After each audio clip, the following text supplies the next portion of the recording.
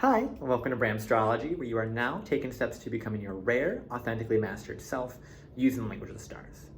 My name is Brandon, and today we're going to be talking about Mercury in Aries and Mercury in the first house. So this video is going to be broken down into three sections. The first section is the section you're currently watching, which is the introduction. The second section is specific to Mercury in Aries, and the third section is specific to Mercury in the first house. The timestamps for those sections are going to be linked in the description box below. Also, in the description box below is going to be links to my websites, my socials, and any other resources that I feel are relevant to this topic that I mentioned throughout the course of this video. So moving forward, it's important to first of all know what your Mercury sign is. So first of all, the Mercury glyph looks like this. And Mercury is a planet that will never be more than one sign away from the sun sign. So what that means is if you were born with your sun in the sign of Libra, Mercury will either be in the sign of Virgo, which is the sign before it, the sign of Libra, which is the same sign as the sun sign, or the sign of Scorpio. So it's important to know that. If you don't know your own Mercury sign, there is a link down below to a website where you can calculate your Mercury sign, calculate your chart, and you can get that made up for you. Something else that's important to note with specifically Mercury is Mercury goes retrograde 3 times a year. So when Mercury goes retrograde, the energy is more inward. People always fear Mercury retrogrades for whatever reason. And when you are born during a Mercury retrograde, it's an energy that you have within you of having to readjust, having to think differently, having to communicate differently, having to learn differently, because retrogrades manifest very differently than direct moving planets. So it's important to know that. And if you have a Mercury retrograde, these energies are going to be a little bit different to work with. So I will be doing a video specific on Mercury retrograde, so you can definitely look into that. I'll put that down in the link down below. Another thing to also note as well is that Mercury naturally rules Gemini and Virgo, which means these energies are going to be similar to a Gemini and Virgo energy, or those archetypes that are going to be kind of playing out. So it's very important to know that as well moving forward. So with that being said, for this short little introduction, let's move on to speaking about specifically Mercury in Aries. All right, so Mercury in Aries. Mercury in Aries is a placement of a lot of power. So Mercury is, when it's in the sign of Aries, it is very, very direct. Mercury in any fire sign is going to be very, very passionate. And whenever they get connected with their passion, they're going to be able to get a lot of things done. Mercury in Aries is very direct, very blunt, very honest. It's going to be a placement of people that are able to really cut straight to what needs to be said, which can be a little bit argumentative and a little bit distasteful at times. Most of the Mercury fire signs, I think, have quite that kind of bite to them that people don't really appreciate. With Mercury in Aries also, because Mercury is in Aries, it naturally has what's called a mutual reception with Mars in Gemini and Mars in Virgo. So those energies are going to work really well with them. And then if you have those energies within your chart, as well as having a Mercury in Aries, so if you have a Mars in Gemini or Mars in Virgo, or if you know someone that has a Mars in Gemini, Mars in Virgo, that energy is going to collaborate very, very well together. So with Mercury in Aries, it's an energy of a lot of getting stuff done through your words, because whenever Mercury is connected to Mars, and specifically Mercury in Aries, you're able to communicate very clearly what you want, and you're able to get things done through speech. This is a very rapid manifester because they're able to really, really go through and see exactly what needs to be done. Because Mars is the warrior, it's the one that fights, and Mercury is your mind. So this could have a lot of kind of fights within their mind. This could have a little bit of anxiety where their mind might constantly be going. More so with Mercury in Sagittarius, but Mercury in the sign of Aries is going to be a very active mind. This could be someone whose thoughts can be focused around what they have to do, what they have to get done, ways to kind of combat. These are people that, more so if it's retrograde than if it's direct, these are people that know how to argue and know how to debate. They know how to speak very clearly and very well, and they have a lot of fire and passion and emotion within what they say. So the Mercury in Aries placement is going to be a placement that shows a lot of strength, conviction through their words. They're able to motivate people, inspire people. These are the people that you want speaking for you and speaking kind of up, because they're going to be the ones that are going to say what needs to be said no matter what. Mercury in Sag, Mercury in Leo, the other fire signs are a little bit different in certain ways, but Mercury in Aries will get stuff done through speech. Mercury in Aries is not afraid of a conflict. It's not afraid of any difficult conversations. It's going to naturally just push and fight in that way. It's important to look to with your Mercury in Aries to see first of all where Mars is at, because Mercury is going to be having to play in with the Mars energy that you have within your chart. And also see what aspects Mercury is making, because if Mercury in Aries is making an aspect to Jupiter, it's going to exacerbate and make that argumentative style and that power and that gift of speech a lot stronger.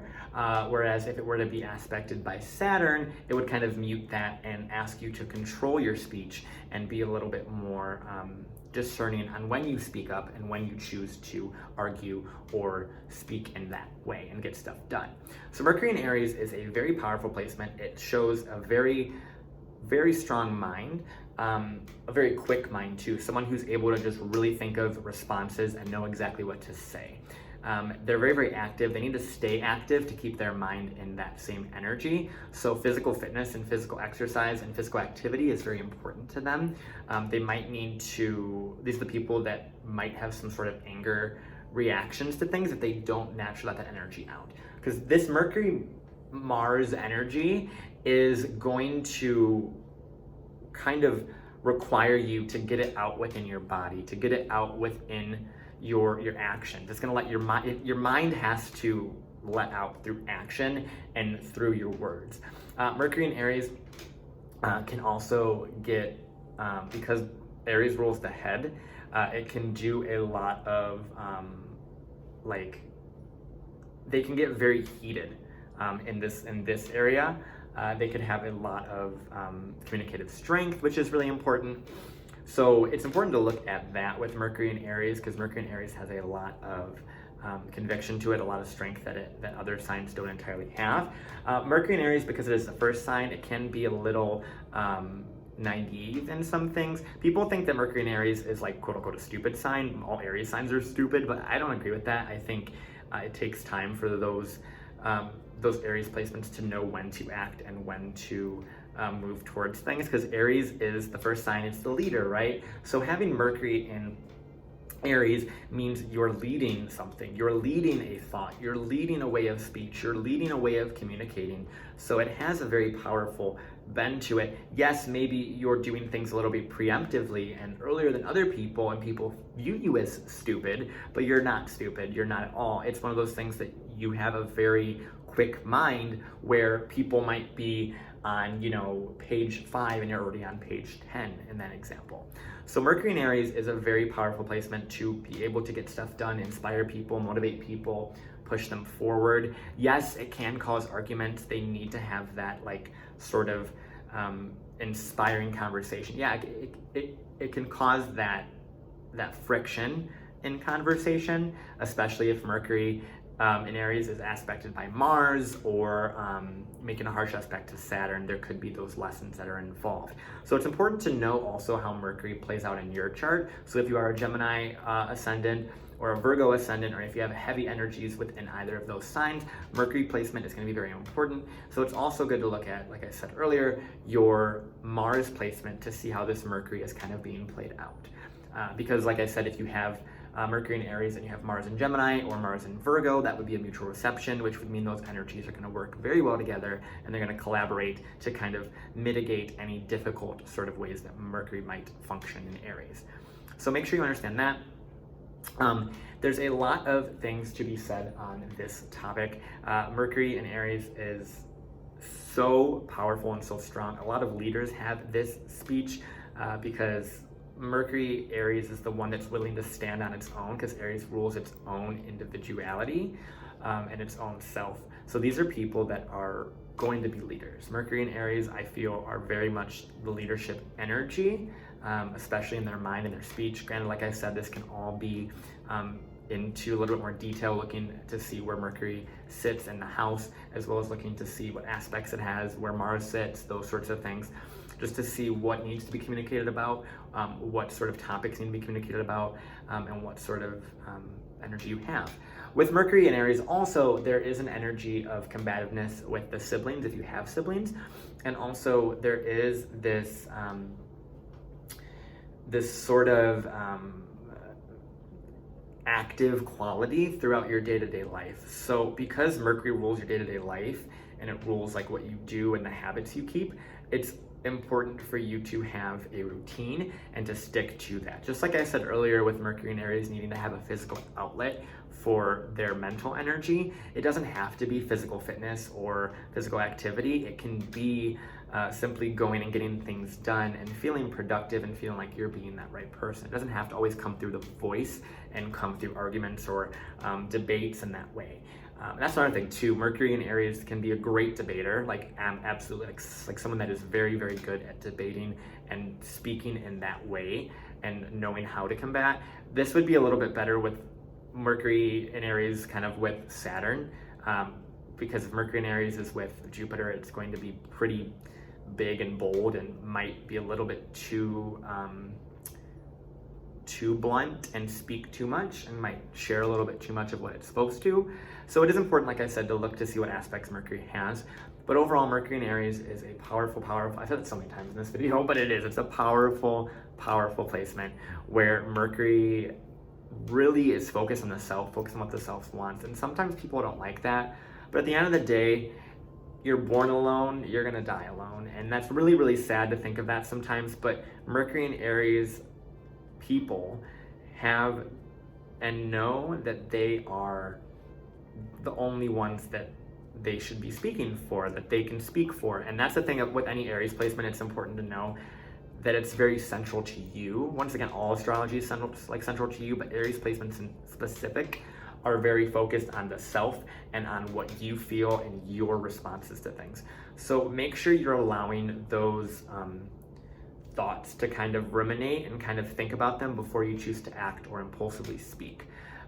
Because it's important to know specifically how it resonates with you, because every single placement within your astrology is specific to you, but especially Aries placements and especially Mercury in Aries. So make sure it's important for you to understand your own speaking ability, your own speech within that, because Mercury wants you to speak clearly on who you are.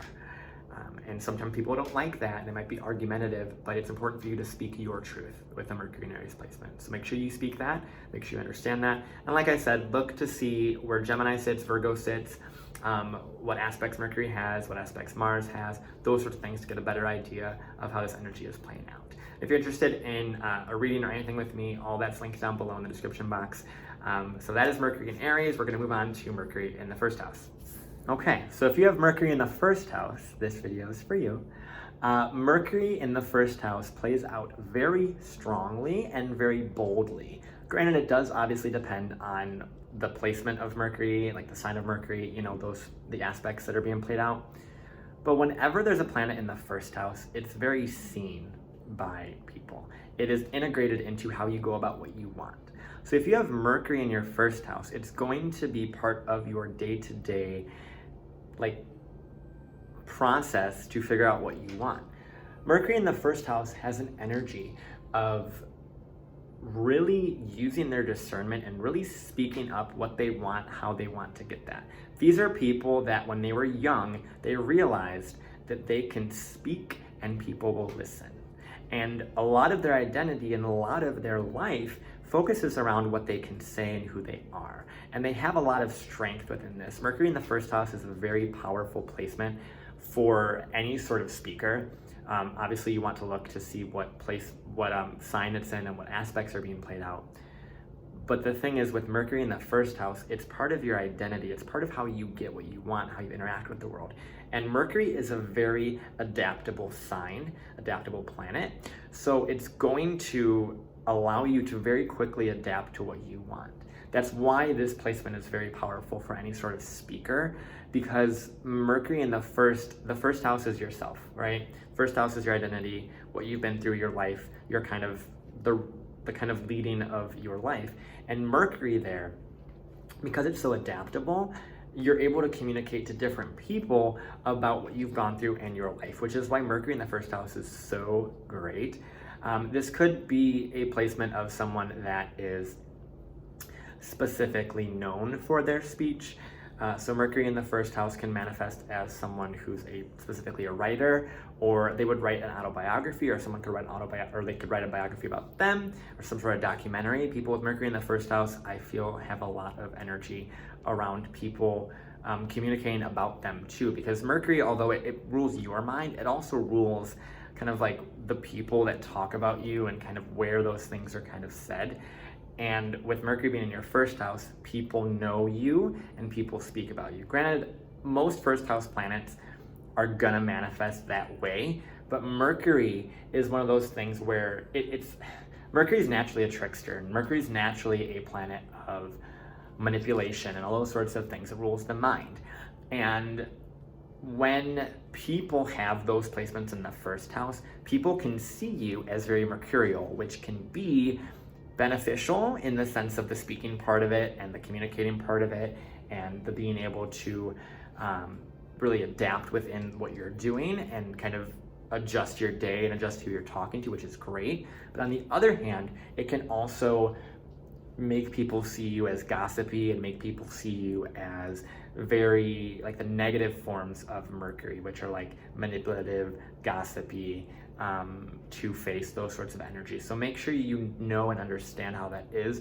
Granted, Mercury in the first house is going to come off differently to different people. It's important to look once again at what sign Mercury is in and the aspects and all that and how it's playing out with that to see specifically how this is working. Also look to see what houses are ruled by Gemini or Virgo, because that will show also where this energy is kind of being sent from and sent to. So definitely understand that as well, or look into that as well rather. So with Mercury in the first house too, it is a very, similar to Mercury in Aries, it's a very kind of brash sort of communicator. It's someone who's naturally used to communicating. When the first house has Mercury in it, it's part of, like I said, it's part of your identity. It's part of how you go about your life is communicating. If you couldn't speak, if you weren't able to communicate all the time, you might not feel like you're getting things done. You might not feel like you're being active. So when Mercury's in the first house, sometimes it asks you to really kind of slow down your speech, really make it not about you. Because when you have really heavy focused first house, it's going to show that you have obviously a lot of self-focus. You're very, that's a great quality to have.